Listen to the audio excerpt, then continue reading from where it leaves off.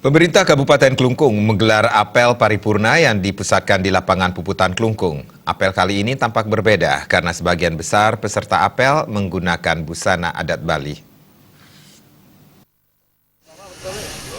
Apel yang dipimpin Bupati Klungkung Inyoman Suirta ini turut diikuti Wakil Bupati Klungkung Madekasta, Sekda Gede Putu Winastra, para asisten dan seluruh kepala perangkat daerah, serta ratusan ASN di lingkungan Pemkab Klungkung. Bupati Klungkung Inyoman Suirta menyampaikan, apel kali ini merupakan apel istimewa dan baru kali pertama dilaksanakan di Klungkung karena peserta apel menggunakan busana adat Bali. Pelaksanaan apel menggunakan busana adat ini menyesuaikan Hari Purnama Tilem dan Peraturan Gubernur Bali Nomor 79 Tahun 2018 tentang penggunaan busana adat Bali. Dalam amanatnya, Bupati Inyoman Suirta mengapresiasi antusiasme ASN dalam mengikuti apel paripurna. Dirinya yakin hal ini berkat semangat Gemas Santi dan sistem e-Tukin yang diterapkan Pemkab Klungkung.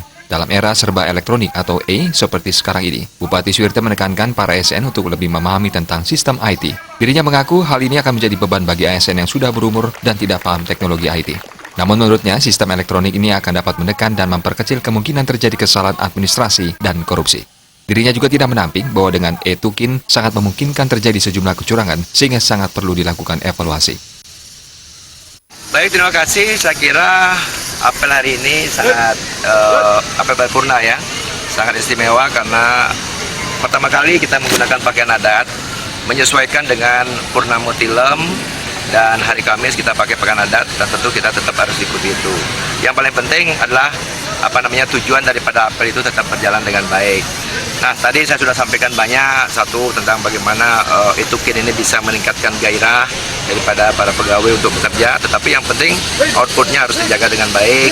Bagaimana adanya LKPP menciptakan sistem, ya ada sirup, ada LPSE sampai ke WLP, itu bisa dengan elektronik, itu bisa mempercepat semua pekerjaan dan tentu ini harus kita lebih hati-hati penempatan orangnya agar apa yang kita harapkan dengan elektronik, dengan sistem ini bisa berjalan dengan baik.